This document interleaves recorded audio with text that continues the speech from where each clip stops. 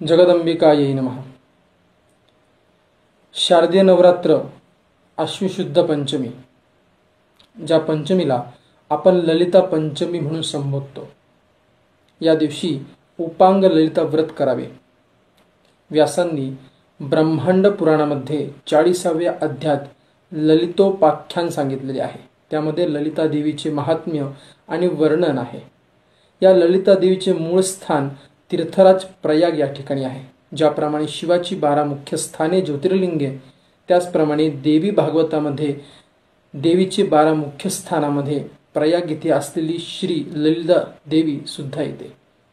कांचीपुरे तु कामाक्षी, मलये भ्रामरी तथा, केरले तु कुमारी, सांबा आनतेषुसा, करवीरे महालक्ष्मी, कालिका मालवेशुसा, प्रयागे ललिता देवी, विंध्ये विंध्याचल निवासिनी, वाराणसी